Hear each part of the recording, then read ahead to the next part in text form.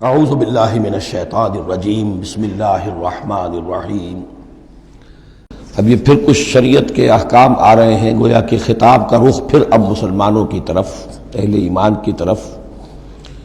شریعت کے احکام، عبادات سے متعلق تفاصیل۔ اور اے مسلمانوں، جب تم زمین میں سفر کرو تو کوئی حرج نہیں ہے تم پر، کوئی گناہ نہیں ہے کہ تم کچھ کم کر لیا کرو نماز میں۔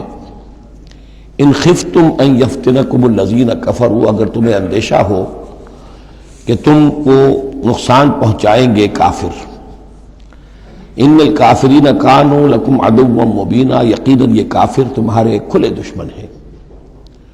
یہ ہے قصر صلاۃ، لیکن صلاۃ الخوف کی حالت میں، جنگ کی حالت میں قصر کا حکم۔ اور اس میں بھی خاص طور پر جو صورتحال تھی کہ جب حضور کے ساتھ ہوتے تھے تو اب اگر شکل یہ ہوتی کہ آدھا آدھا لشکر علیحدہ علیحدہ نماز پڑھے اور پھر حضور ایک کے ساتھ نماز پڑھے تو دوسروں کو محرومی کا احساس ہوتا۔ لہذا آپ دیکھیے کہ ایک بہت عمدہ تدبیر بتائی گئی۔ فَإِذَا كُنْتَ فِيهِمْ، تو اے نبی جب آپ بھی ان کے اندر موجود ہوں، فَأَقَمْتَ لَهُمُ الصَّلَاةَ، اور آپ نے ان کے لیے نماز کھڑی کر دی ہو، فَلْتَقُمْ طَائِفَةٌ مِّنْهُمْ مَعَكَ، تو ان میں سے ایک گروہ کو تو کھڑے ہونا چاہیے آپ کے ساتھ۔ وَلْيَأْخُذُوا أَسْلِحَتَهُمْ، اور جو دوسرے ہیں وہ اپنا اسلحہ لے کر وہ چاق و چوبند رہیں۔ فَإِذَا سَجَدُوا فَلْيَكُونُوا مِنْ وَرَائِكُمْ، تاکہ جب تم سجدہ کرو، جو حضور کے ساتھ نماز پڑھ رہے سجدے میں جائیں تو وہ دوسرا گروہ جو ہے جو نماز میں شریک نہیں ہے وہ ان کی حفاظت کرے، کھڑے رہیں ان کے پیچھے۔ وَلْتَأْتِ طَائِفَةٌ أُخْرَىٰ، اب اس کے بعد ہوتا کیا تھا کہ حضور نے ایک رکعت نماز پڑھا دی اور آپ بیٹھے رہے، دوسری رکعت کے لیے اٹھے نہیں۔ دوسری رکعت مسلمانوں نے خود ادا کر لی۔ اب جب انہوں نے سلام پھیر دیا چلے گئے تو جو پہلے جو تھے جو اس وقت تک شریک نہیں ہوئے تھے وہ حضور کے پیچھے آ گئے۔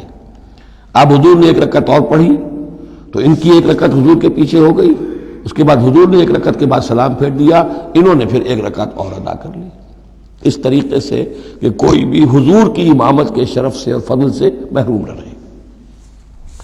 فَإِذَا سَجَدُوا فَلْيَكُونُوا مِنْ وَرَائِكُمْ وَلْتَأْتِ طَائِفَةٌ أُخْرَىٰ لَمْ يُصَلُّوا فَلْيُصَلُّوا مَعَكَ، اب وہ دوسرا گروہ کو آنا چاہیے کہ جنہوں نے ابھی نماز نہیں پڑھی تھی کہ وہ آپ کے ساتھ نماز پڑھیں۔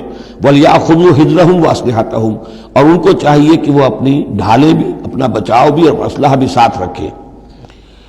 وَدَّ الَّذِينَ كَفَرُوا لَوْ تَغْفُلُونَ عَنْ أَسْلِحَتِكُمْ وَأَمْتِعَتِكُمْ، یہ کافر تو اسی طاق میں رہتے ہیں، اسی امید میں رہتے ہیں کہ تم جیسے ہی غافل ہو جاؤ۔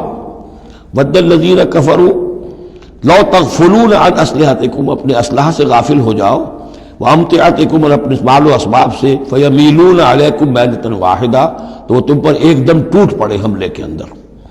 وَلَا جُنَاحَ عَلَيْكُمْ إِن كَانَ بِكُمْ أَذًى مِّن مَطَرٍ، اور کوئی حرج نہیں ہے تم پر، کوئی گناہ نہیں ہے اگر تمہیں کوئی تکلیف ہو یا بارش کی وجہ سے کوئی صورتحال ایسی ہو، اور کنتم مرضى، یا تم بیمار ہو، ان تضعوا اسلحتکم، کہ اسلحہ تو اپنا رکھ دو، وخذوا حذرکم، لیکن صرف ڈھال لے لیا کرو کہ اچانک کوئی حملہ ہو جائے تو اگر پوری تلوار نیزہ وغیرہ سب اپنے جسم پر لگایا ہوا ہے تو نماز کا پڑھنا مشکل ہے، اور یہ کہ حالات ایسے ہیں تو اسلحہ علیحدہ رکھ دیا جائے لیکن ڈھال اپنے پاس موجود رہے، تاکہ اچانک کوئی حملہ ہو تو کم سے کم انسان کو وقت ملے کہ وہ اپنے آپ کو بچا کر اور پھر وہ اپنا اسلحہ بھی لے لے گا۔ ان اللہ اعد للکافرین عذابا مہینا، یقیناً اللہ تعالیٰ نے کافروں کے لیے ایک بہت اہانت آمیز عذاب تیار کر رکھا ہے۔ فَإِذَا قَضَيْتُمُ الصَّلَاةَ، پھر جب یہ نماز اس طریقے سے تم ادا کر لو، فَاذْكُرُوا اللَّهَ قِيَامًا وَقُعُودًا وَعَلَىٰ جُنُوبِكُمْ، تو پھر ذکر کرو اللہ کا، کھڑے ہوئے، بیٹھے ہوئے، لیٹے ہوئے، سواریوں پر چلتے ہوئے۔ وہ ذکر جو ہے وہ ذکر کثیر، وہ صرف نماز کے ساتھ نہیں ہے، بلکہ جیسے سورہ جمعہ میں آیا ہے کہ فَإِذَا قُضِيَتِ الصَّلَاةُ فَانتَشِرُوا فِي الْأَرْضِ وَابْتَغُوا مِن فَضْلِ اللَّهِ وَاذْكُرُوا اللَّهَ كَثِيرًا لَعَلَّكُمْ تُفْلِحُونَ، ہر حال میں جب تم اللہ کو یاد رکھو، اللہ کا ذکر کرتے رہو۔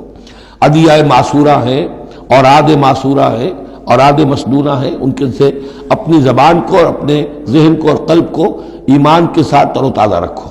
فَإِذَا اطْمَأْنَنْتُمْ، اور جب تمہیں امن حاصل ہو جائے، یعنی یہ نماز کی یہ کیفیت جو ہے یہ صرف اس شکل میں ہوگی کہ خوف ہے، صلاۃ الخوف، جب تمہیں امن حاصل ہو جائے، خوف جاتا رہے، فاقیموا الصلاۃ، پھر نماز قائم کرو، جیسے کہ نماز کے قائم کرنے کے آداب ہیں، اس کی شرائط ہیں۔ ان الصلاۃ کانت علی المؤمنین کتابا موقوتا، یقیناً نماز اہل ایمان پر فرض کی گئی ہے، فرض ہونے کی شکل میں اور وقت کے ساتھ۔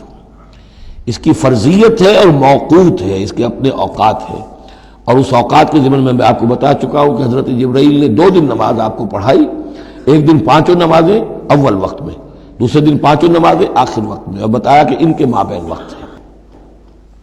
وَلَا تَهِنُوا فِي ابْتِغَاءِ قَوْمٍ، اور دیکھو اس قوم یعنی اپنے دشمن کا پیچھا کرنے میں سست نہ بنو۔ اب تو یوں سمجھیے کہ جو حق و باطل کی جنگ ہے وہ آخری مرحلے کو پہنچ رہی ہے، اب آخری مرحلے پہ آ کے تھک نہ جانا۔ وَلَا تَهِنُوا فِي ابْتِغَاءِ الْقَوْمِ، ان کا پیچھا کرنے میں سست مت پڑو، ہمت نہ ہارو۔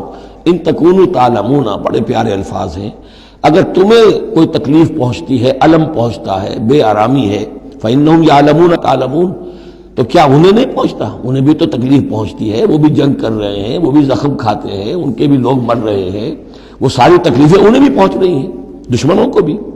وَتَرْجُونَ مِنَ اللَّهِ مَا لَا يَرْجُونَ، اور تم اللہ سے امیدیں رکھتے ہو جو وہ نہیں رکھتے۔ تمہیں تو جنت کی امید ہے، تمہیں اللہ سے مغفرت کی امید ہے، انہیں تو یہ بھی نہیں ہے، تو اس اعتبار سے تمہیں تو ان سے کہیں آگے بڑھ جانا چاہیے۔ جو آخری آیت تھی سورہ آل عمران کی کہ یا ایھا الذین آمنوا اصبروا وصابروا، ورابطوا، ان سے تو بڑھ جانا چاہیے صبر کے اندر کہ تمہارا سہارا تو اللہ ہے، وما صبرک الا باللہ۔ ان کے تو یہ من گھڑت قسم کے دیویاں دیوتا، ان کے دل کے اندر ان کی حقیقت میں کوئی قدر و قیمت بھی نہیں ہے، پھر بھی وہ اپنے باطل معبودوں کے لیے اس طریقے سے جان جوکھوں میں ڈال رہے ہیں، تو مسلمانوں تمہیں تو اس سے 10 گنا کرنا چاہیے۔ وَلَا تَهِنُوا فِي ابْتِغَاءِ الْقَوْمِ إِن تَكُونُوا تَعْلَمُونَ فَإِنَّهُمْ يَعْلَمُونَ كَمَا تَعْلَمُونَ وَتَرْجُونَ مِنَ اللَّهِ مَا لَا يَرْجُونَ وَكَانَ اللَّهُ عَلِيمًا حَكِيمًا، اور یقیناً اللہ تعالی علیم ہے اور حکیم ہے۔ اب یہ چند آیتیں آ گئیں اہل ایمان سے خطاب میں، اب پھر کچھ منافقوں کا معاملہ ایک آ رہا ہے۔ صدق اللہ العظیم۔